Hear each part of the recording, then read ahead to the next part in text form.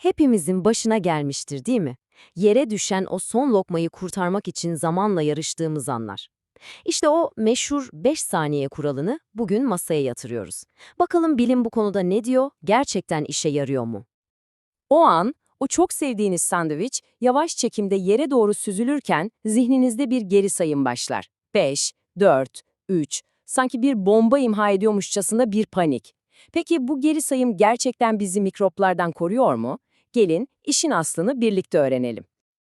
Lafı hiç uzatmayalım. 5 saniye kuralı maalesef kocaman bir efsane. Rutgers Üniversitesi'nin yaptığı araştırmalar gösteriyor ki bazı bakterilerin yemeğinize transfer olması için saniyeler değil, saliseler bile yetiyor. Evet, yanlış duymadınız. Bulaşma neredeyse anında başlıyor. Peki, eğer kural bir efsane ise o zaman yere düşen bir yiyeceğin kaderini ne belirliyor? Yani yiyip yemeyeceğimize nasıl karar vereceğiz? Aslında olay sadece bir zaman meselesi değil. Bu çok daha karmaşık bir denklem. İşin içine yiyeceğin nemi, düştüğü yüzeyin cinsi ve evet, temas süresi gibi bir sürü farklı faktör giriyor. Yani zaman bu denklemin sadece parçalarından biri. Şimdi gelelim işin en heyecanlı kısmına. Yani bilimin bize ne söylediğine. Bu kirlenme denkleminin sırlarını gelin tek tek çözelim. İşte karşınızda denklemin kilit oyuncusu, nem. Bir yiyecek ne kadar ıslaksa bakteriler için o kadar çekici bir transfer aracı haline geliyor. Bunu aklınızdan çıkarmayın. Çünkü en önemli faktör bu. Rutgers Üniversitesi'nden Donald Scheffner'in şu sözü her şeyi özetliyor aslında. Bakterilerin bacakları yoktur, nemle hareket ederler. İşte bu cümle yere düşen o sulu karpuz diliminin neden bir anda mikrop mıknatısına dönüştüğünü kusursuz bir şekilde açıklıyor. İkinci büyük faktörümüz ise olay mahalli. Yani yiyeceğin düştüğü yüzey. Şunu bilmelisiniz ki kirlenme açısından mutfak fayansıyla salon halısı arasında dünyalar kadar fark var. İşte burası gerçekten çok ilginç. Çoğumuz halının daha kirli olduğunu düşünürüz, değil mi? Ama aslında halının o pürüzlü, lifli yapısı bakterileri bir nevi hapsediyor ve yiyeceğe geçmelerini zorlaştırıyor. Fayans gibi pürüzsüz yüzeyler ise bakteriler için adeta bir otoban gibi. Transfer çok daha hızlı ve kolay oluyor. Ve geldik üçüncü faktöre, zaman. Evet, 5 saniye kuralı bir efsane dedik ama bu zamanın tamamen önemsiz olduğu anlamına gelmiyor. Tabii ki bir yiyecek yerde ne kadar uzun kalırsa o kadar fazla bakteri toplayacaktır. Yani hızla almak hiç almamaktan daha iyidir ama yine de bir garanti sunmaz. Peki tüm bu faktörler bir araya geldiğinde ortaya nasıl tablolar çıkıyor? Gelin en uç senaryolara bakarak bu konuyu biraz daha somutlaştıralım. İşte size tam bir kabus senaryosu. Maksimum nemdeki bir yiyecek, yani karpuz ve maksimum transfer yüzeyi olan fayans.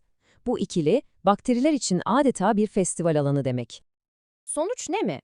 İnanılmaz ama gerçek, bakterilerin neredeyse tamamı anında karpuza geçiyor. Yani böyle bir durumda o karpuz dilimini kurtarmayı aklınızdan bile geçirmeyin, doğruca çöpe. Şimdi de yelpazenin diğer ucuna gidelim. En düşük riskli senaryolardan biri, kuru bir yiyecek olan jelibon ve bakterileri hapsetme eğiliminde olan halı. Bu kombinasyonda bakteri transferi gerçekten de çok düşük. Halı mikropları tutuyor, jelibonun kuru yüzeyi de onlara yapışacak bir ortam sunmuyor. Ama aman dikkat, düşük risk demek sıfır risk demek değildir. Unutmayın, tek bir bakteri bile bazen sorun yaratmaya yetebilir. Tamam, bilimi anladık. Peki gerçek hayatta o birkaç saniyelik tereddüt anında pratik olarak ne yapmalıyız? Nasıl karar vereceğiz? Aslında bazı durumlar var ki hiç düşünmeye bile gerek yok. Eğer yiyecek ıslak veya yapışkansa, dışarıda umumi bir yere düştüyse veya içinizde en ufak bir acaba varsa cevap her zaman nettir. Çöpe atın. Ve şimdi belki de konunun en can alıcı noktasına geldik. Çünkü bazılarımız için bu basit bir mide ağrısı riskinden çok daha fazlası anlamına gelebilir ve bu riski almaya asla değmez. Küçük çocuklar, hamileler, 60 yaş üstü büyüklerimiz ve bağışıklık sistemi herhangi bir nedenle zayıf olan herkes için kural çok basit ve kesindir. Yere düşen yiyecek yenmez. Onlar için tek bir güvenli kural var, o da 0 saniye kuralı. Hadi o zaman tüm bu öğrendiklerimizi bir özetleyelim ve şu eski şehir efsanelerini bilimsel gerçeklerle değiştirelim. Kısaca bir karşılaştıralım. Efsane ne diyordu? 5 saniye güvenlidir. Gerçek ne? Kirlenme anında başlar. Efsane, üstünü silersen temizlenir. Gerçek, bakteriler öyle kolay kolay pes etmez, yapışıp kalabilir. Ve en şaşırtıcısı, efsane, halı daha pistir. Gerçek, halı fayanstan daha az bakteri transfer eder. Gördüğünüz gibi, bilim bazen bildiğimizi sandığımız şeyleri tamamen alt üst edebiliyor.